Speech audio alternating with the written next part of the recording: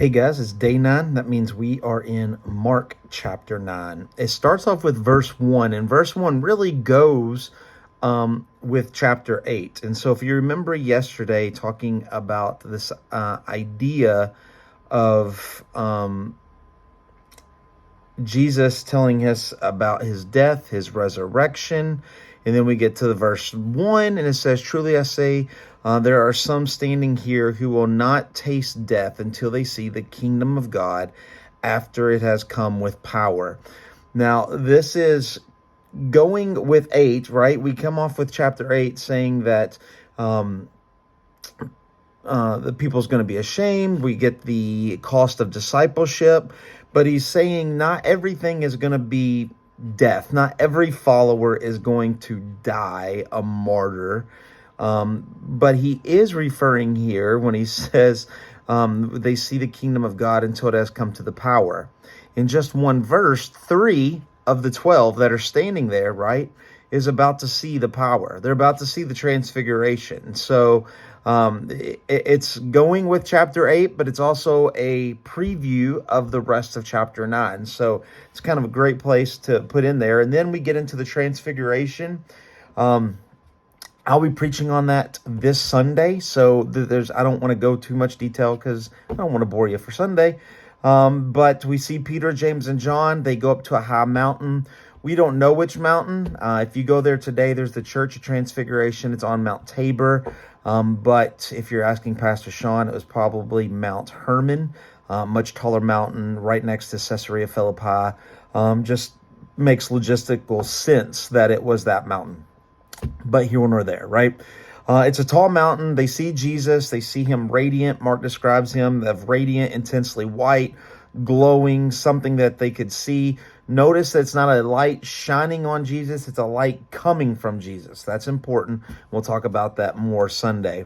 And not only do they see Jesus, but they see 2 other figures. They see Elijah and Moses. Elijah, who never died. He was taken up alive in the chariot of fire. And Moses, who died, and God buried him. And so we see these, but we also see that Peter comes and he says, "Hey, let me make you 3 tabernacles, 3 tents."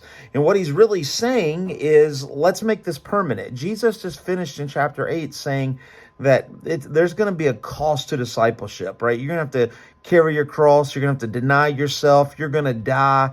And now here is the Messiah in what they think the Messiah should be.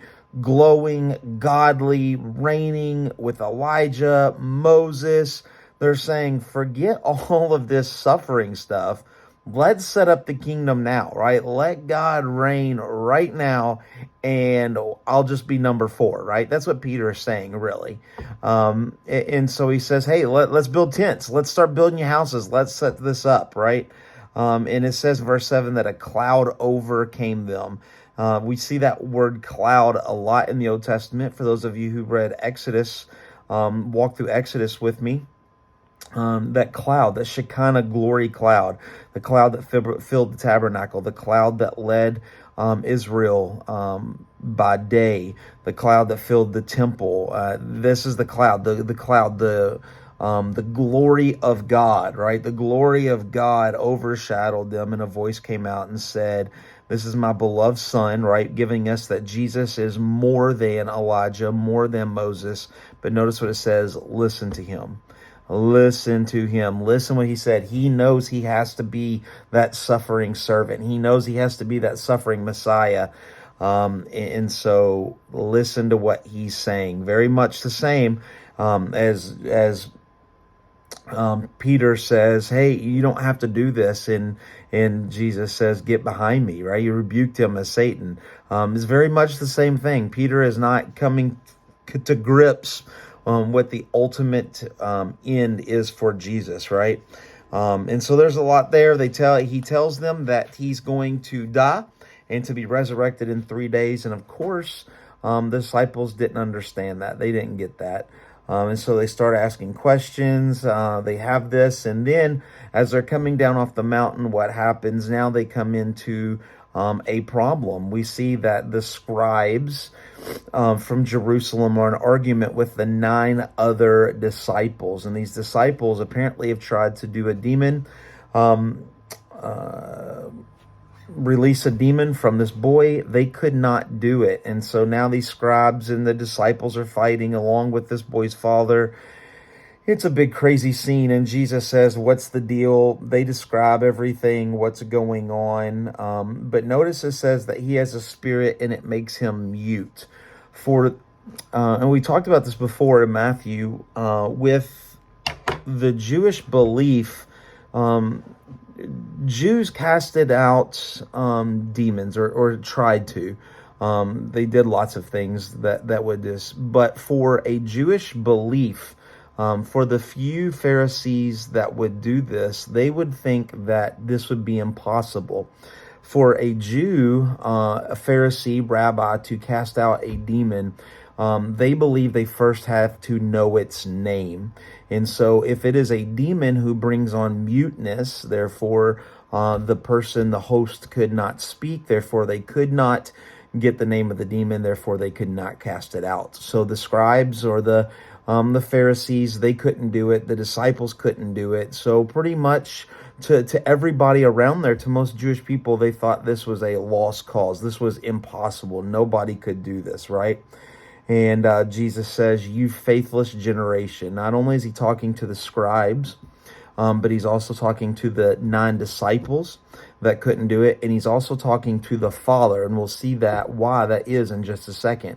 Jesus knows the faith before the Father even speaks, right?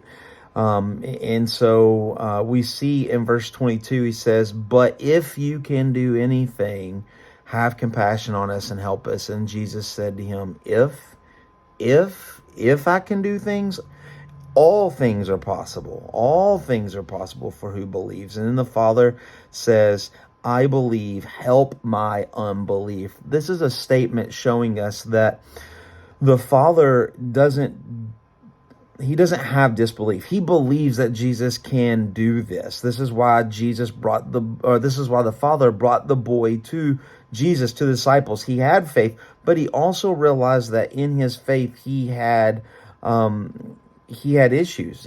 Like we all do, right? We have faith, but then sometimes we don't, right? Some things happen. And so this was a cry from the Father's heart of saying, help my unbelief. He had belief, but he desired more faith. And that's why we see Jesus going on and healing that boy and casting it out. But it ends in verse 29, and he said to the disciples, said, how can you do that? And he said, this kind cannot be driven out by anything but prayer. Jesus is not saying that this is a special demon that only can be cast out in prayer. What he's talking about is, what does prayer do? Prayer brings a closeness to God, right? And so because God and Jesus are one, they have a closeness. Jesus has already given them the power to cast out demons, right? We talked about that last Sunday. He's already given them power.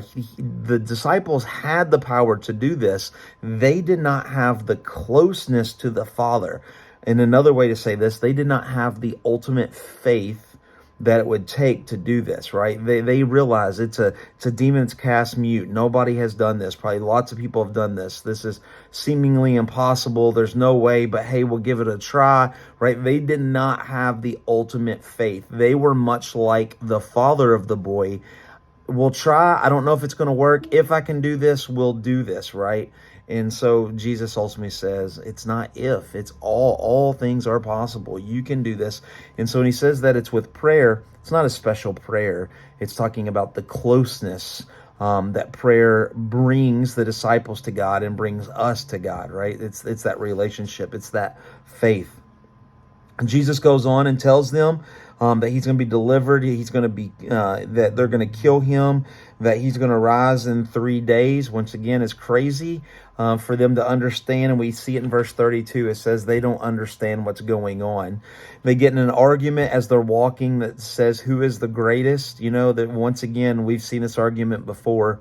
The disciples, it just shows you their element of faith. They're following. They had enough faith to leave their jobs, to leave their families, to do this and to follow Jesus. But they ultimately didn't have, I think, true ultimate faith that we think that they should have. That will come. That will come, but it won't come until after the resurrection, because they're like us. They don't believe what Jesus is telling them. Just like if somebody told you that they were going to be resurrected after their funeral, we would think that's crazy. But that's what's happening. So they get in a little childish fight of who's going to be the greatest. And basically, Jesus says, if anyone would be first, he must be last of all and servant of all. This is Jesus saying, you goofballs, I'm going to be first. I'm first, right? Who is the one person who is last of all and who is a servant to all? That is Jesus Christ. Through his death, through his sin on the cross is what serves us. And it's so he's going to be first. So they're arguing who's going to be first in the kingdom. And Jesus is basically telling them, you guys are dumb.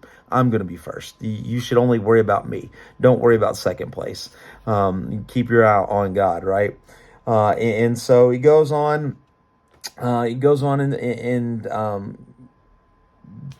talks to them, teaching us. He talks about that they saw somebody casting out a demon, and Jesus says, "Don't worry. If they're not against us, they're for us." Right? Bringing in this idea of unity, basically saying even if they get some things wrong, that's okay. Let people try as hard as they can for God, and God will judge. God will bring it all into the end, right? And then lastly, we get to this idea of temptations to sin. Whoever causes these little ones, remember, this is not just talking about kids. This is talking about little Christians, people who are little in faith. We say new converts, but it could be an old convert that just hasn't grown. And basically he's saying, you should not cause somebody young in their faith to stumble. So much so that we should get away from sin so much that if your hand causes you to sin, cut it off. If your foot causes you, cut it off. If it's your eye, pluck it out. Do whatever it takes to remove sin from your life, because you yourself don't want to stumble, but you definitely don't want to cause somebody who is younger in faith to stumble. And we end with verse 49, for everyone will be salted with fire. Everyone's going to come with suffering and tribulation and things that are coming on their life. Salt is good, but if salt has lost its saltiness, how can you make it salty again? Have salt in yourself. Have unity. All these bad things are going to happen in every Christian's life, but it's the unity that we have among Christians. It's also the unity that we have amongst us and God that will get us through those trials and those tribulations.